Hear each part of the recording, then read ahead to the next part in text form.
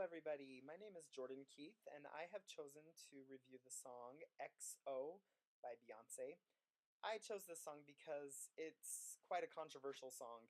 Already, the news and the music industry has really blown this song up because Beyonce uses an audio recording of the Space Shuttle Challenger disaster right at the beginning. This is her introduction to the piece, and it's a sampled recording from the actual recording. Flight controllers here looking very carefully at the situation. Obviously a major malfunction. Those words that he stated were the flight controllers here are looking very carefully at the situation, obviously a major malfunction. Astronauts have been interviewed by the news saying that this was insensitive at the very least, and they don't think that she should have had the right to use this recording. Even family members have said that they're very upset by this, that every time they turn on the radio, they have a chance of hearing these words that they lived through such a hard emotional time, and it's just not fair to them to have to go through that every time they turn on the radio.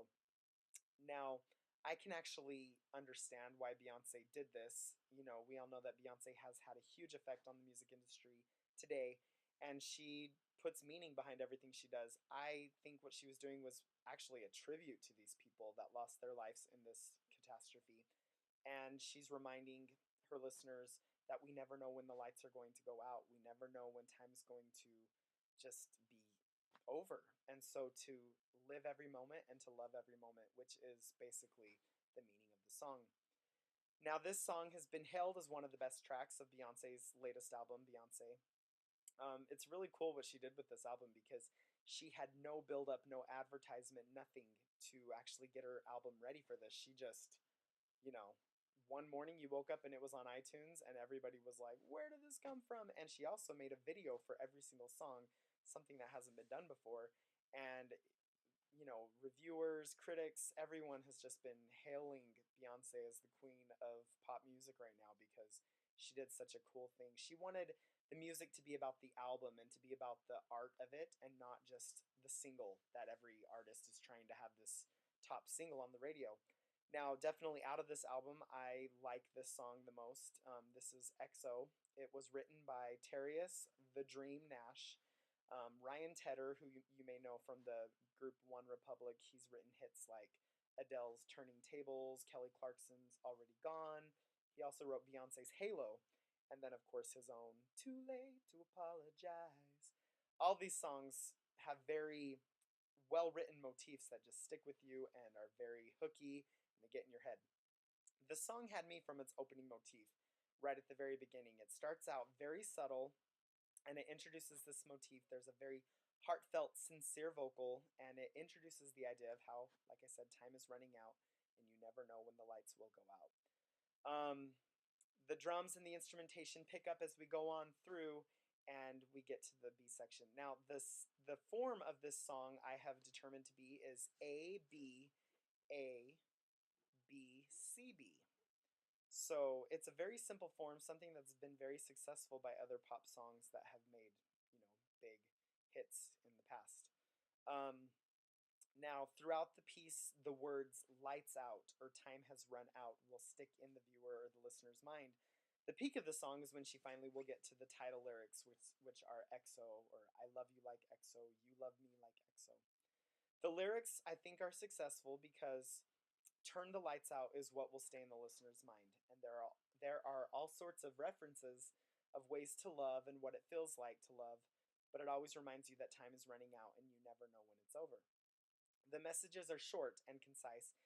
Each line is said in just about 5 words or so, and you really have time to think about what she's saying. Like right at the very beginning of the song, when she starts the piece, she says, Your love is bright as ever. your love is bright as ever. That's 6 words.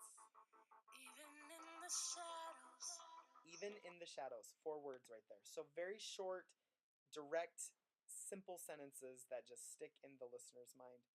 Um, the chord progressions build and modulate as they come to the chorus, and it allows her vocals to lift to a higher place, and it hits the listener and makes them feel something. It reminds me of Imagine by the Beatles, where the chords are similar throughout the whole piece, but the vocals kind of change it up and get higher when it's more intense and important for the listener to hear the choruses. Something that I thought was interesting with the technique that she used was when at the very end of the song, around the 319 marker, she adds, well, it's throughout the piece, but this is an example. She adds a raspiness to her vocal.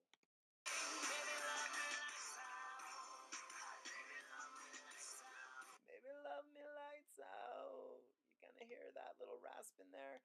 And that to me adds a lot to the emotionality of the song.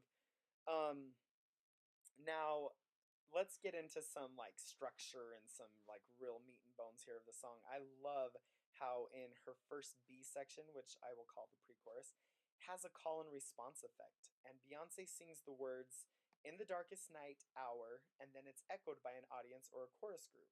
That is at time code 57, and you can hear how this would just be so successful in a group, in a concert right here. Audience.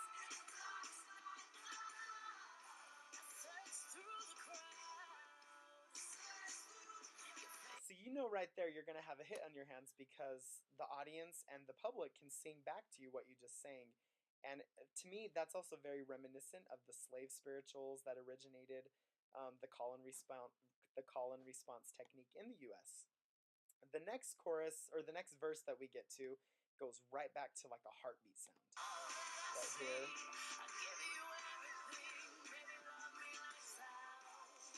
At 120, you can hear just kind of a heartbeat.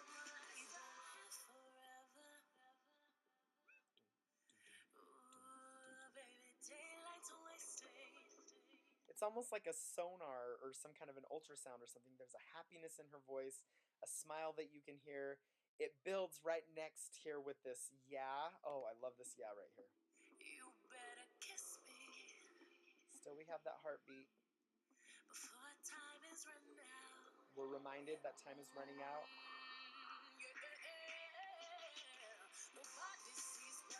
Okay, right here is very important. You hear in the background, there's almost some tribal type chanting or O's that are in the background that add to the tapestry of the layers of the instrumentation. So listen to that.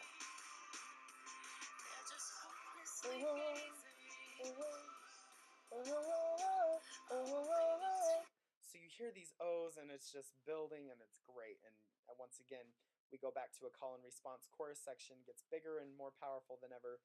Finally, at measure 2 or time code 228, we will hear the title lyrics come into play, as I mentioned before. And we know that's the way many people sign their love to one another, and this part also uses the call and response technique. I'm not sure when she says the words, "You kill me, boy, XO," that's probably not the wisest choice given the sensitivity of the introduction of the song. I don't think she should have made any reference to kill or be killed. That was a little too far for me. Following this C section or the bridge, then there's a short reflective instrumental period where you kind of listen to what she was just talking about, and then we have one more big chorus with the crowd and the audience echoing her lyrics. I really think that this song sounds different than anything that I've heard in a while on the radio or produced in music. There's a peacefulness about it and there's a happiness about it that is missing in our current pop music. For me, I just feel like pop music has gotten really manufactured, really canned, and it's just gotten kind of, I don't know, missing the heart of what I feel like Beyonce brought in here. There's an easiness and subtlety to it. It doesn't have to try hard. You don't have to try hard to like it. You just listen to it and it feels good. It feels right. It doesn't have to be sold to the public. It's simple and effective. And then, of course, Beyonce's vocals are stellar. They're crystal clear. She has an ability to add the smallest nuance of emotion, and then it sears into the listeners' hearts. She's also a brilliant technician and a sound engineer. She's able to put sounds and instruments together that work and help deliver the message of the song. I hope you like this song, XO by Beyonce. I know I do, and I can't wait to hear what you guys have all come up with for your song share. We'll see you later. Bye.